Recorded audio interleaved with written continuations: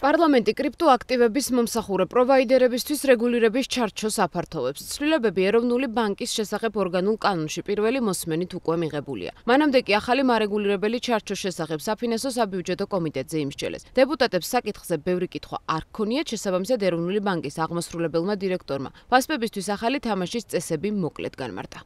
ვინაიდან დღეს მდგომარეობით უკვე რეგისტრირებული არის 29 ვირტუალური აქტივის მიმწოდებელი პროვაიდერი და ასევე ჩვენთან რამდენიმე დღეს 10-ზე მეტი სარეგისტრაციო განაცხადი მიმდინარეობს, ასევე სექტორი აქტიურად ვითარდება. მიზანშეწონილად ჩავთვალეთ, რომ მოხდეს მათი სრული ზედამხედველობა, რადგან დაცული იყოს როგორც მომხმარებელთა უფლებები, ასევე დარგში დაინერგოს ის სტანდარტი, რომელიცკენაც მსოფლიო მიდის. თან ჩვენც გარკვეული გამოცდილება მივიღეთ ამ სექტორის ზედამხედველობის კუთხით.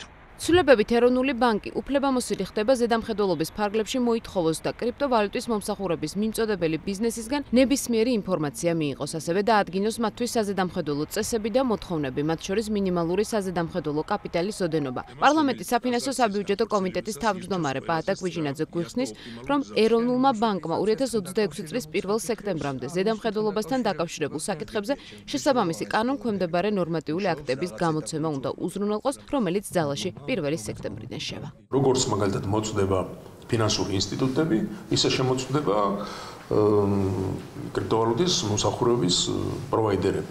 არაფერი არც ზედმეტი, არც ნაკლები ყიდვა, გაყიდვა, შენახვა, გადაცვლა, ყველაფერი ეს იქნება იმ ჩარჩოებში, რაც არის. ჩვენი ვარიანტი მაგალითად არის ევროპული და ამერიკის საუკეთესო პრაქტიკაზე აღებული ეროვნული ბანკი. დაარეგულირებს როგორც სხვა შემთხვევებში, იმიტომ რომ თუ მათმა მოსახლეობის კრიპტოვალუტის შენახვა მოინდომეს, მაშინ სხვა მოთხოვნა იქნება. იგივე სარეზერვო შეიძლება თანხა მოითხოვონ, შეიძლება თუ სხვა რამე საკეთებს, რომელიც საზოგადოებისთვის ნაკლები საშიშია, შეიძლება სხვა მოთხოვნა იყოს. ამიტომ ეხლა ვერც ეროვნული ბანკი და ვერც მე ვერ გეტყვით, იმიტომ ეძლევა ამას 1 სექტემბრამდე ვადა, რომ ეს ყველაფერი დამუშავდეს საუკეთესო პრაქტიკით. მით უმეტეს ეროვნულ ბანკს ამ კუთხით დიდი გამოცდილება. რეგულირების ჩარჩო ისე შეიმუშავა ეროვნულმა ბანკმა და ისე განიხილა პარლამენტმა, რომ პროცესებში ბიზნესის დიდი ნაწილი ჩართული არ ყოფილა, ამბობს ჩვენთან ინტერვიუში კრიპტობაზრის დამფუძნებელი ავთანდილ კუჭავა. მისი შეფასებით ახალი რეგულაციებით სავარაუდოდ ბაზარზე კონკურენცია შეიზღუდება და არსებული მოთამაშეებისთვის ხარჯები გაიზრდება. ახლანდელი ვასპები ვინც არიან, იმათთვის გასაგებია, რომ კომფორტულია, რადგან ახლები ვეღარ შემოვლენ და შესაბამისად მარტო იქნებიან, მაგრამ უნდა აცნობიერებდნენ იმას, რომ ეს რეგულაციები თუ დავაკვირდებით, არის საბანკოსთან ძალიან მიახლოებული რეგულაციები. კრიპტოვალუტების პროვაიდერებს ზოგიერთ სჭირდება ეს დაუშვათ მინიმალური ზღვარი, თუ უნდათ რომ კონდეთ მინიმალური ზღვარი, მაგრამ ზოგადად ეგეთი ჩანაწერი აფუჭებს გარემოს, იმიტომ რომ არსებობს პროდუქტები, არსებობს პროვაიდერები, რომელსაც საერთოდ დეპოზიტები არ აქვთ, ანუ დეპოზიტების შეხება არ აქვთ. და მე მაგალითად ჩემი საფულით ჩვეულებრივ ყიდულობ ნებისმიერ რაიმე პროდუქტს კრიპტოვალუტაში, ისე რომ შუამავალი უბრალოდ მაკავშირებს ბლოკჩეინთან, რომ ეს კონკრეტული პროდუქტი ვიყიდო. და აი მაგ ნაწილშიც ბევრი კითხვები რჩება, რამდენად გააზრებული აქვს საერთოდ რა ტექნოლოგიაზე აქვს საუბარი. კომუნიკაციის პრობლემაა.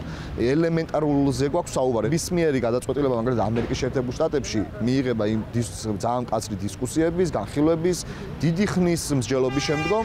მინიმუმ ჩვენ მაინც უნდა ვიყოთ ხოლმე მიწვეული მსგავს ასე ვთქვათ კანონმდებლობის განხილვებზე. სპეციალისტების შეფასებით თამაშის ახალ წესებზე მორგება განსაკუთრებით მცირე ზომის კომპანიებისთვის იქნება რთული, რასაც ქართული ოცნების დეპუტატები არ ელოდებიან. ფინტეკ ასოციაციის თავმჯდომარე ამბობს, რომ ვასპებისთვის რეგულაციების გაფართოება მოსალოდნელი იყო და მისი თქმით რეგულაციების დაკმაყოფილება წესით ბაზრის მოთამაშეებს არ უნდა გაუჭირდეთ. დავით კიკვიძის განმარტებით ვასპების მიმართ მინიმალური საზედამხედველო კაპიტალის მოთხოვნებზე სავარაუდოდ იგივე წესები იმოქმედებს, რაც დღეს ფინანსური ინსტიტუტებისთვის არსებობს. საზედამხედველო კაპიტალის მოთხოვნასთან დაკავშირებით კონკრეტული ასე ვთქვათ ჩანაწერი როგორც მახსოვს არ არის, თუმცა არის ასეთი ჩანაწერი, რომ ეროვნულ ბანკს ნებისმიერ დროს შეუძლია თითოეულ ასე ვთქვათ ვირტუალური აქტივების პროვაიდერს განუსაზღვროს ეგრეთ წოდებული საზედამხედველო კაპიტალის მოთხოვნები. თუმცა თუ შევადარავთ ისევ ამ საკითხს საგადახდა მომსახურების პროვაიდერებთან, მანდაც ზუსტად ანალოგიური ჩანაწერია, თუმცა იქ არის დაზუსტება, რომ მნიშვნელოვან პროვაიდერებს აქვთ მოთხოვნა ავალდებულება, რომ დააკმაყოფილონ გარკვეული ზედამხედველო კაპიტალი. აქვე ვიტყვი, რომ მნიშვნელოვანი პროვაიდერები ისეთი ტიპის პროვაიდერები არიან, რომელთა დაახლოებით დღიური ბრუნვა თუ სწორად მახსოვს 200 მილიონს აღემატება. დაახლოებით ალბათ ანალოგიურიც პოტენციურად შეიძლება გავრცელდეს ვირტუალურ აქტივებზე, თუმცა გავასწრებთ მოვლენებს და ალბათ ეროვნული თავად განსაზღვროს დამატებით დეტალებს. ვასპების რეგულირების საკითხები ქართულ კანონმდებლობაში 2022 წლის 9 სექტემბერს განხორციელებული ცვლილებებით შევიდა, რის შედეგადაც სებმა 2023 წელს მათი რეგისტრაცია დაიწყო. ვირტუალური აქტივის მომსახურების პროვაიდერზე ეროვნული ბანკის ზედამხედველობა აქამდე საქმიანობის რეგისტრაციითა და რეგისტრაციის გაუქმებით, ფულის გათეთრებისა და ტერორიზმის დაფინანსების აღკვეთის ხელშეწყობის მიზნით შემოწმებითა და რეგულირებით შემოიფარგლებოდა. ამოცემულობით ბაზარზე 29 ვირტუალური აქტივის მომსახურების პროვაიდერია. 10-ზე მეტი სუბიექტის რეგისტრაციის პროცესი კი ეროვნული ბანკის ინფორმაციით ამ დროისთვის მიმდინარეობს.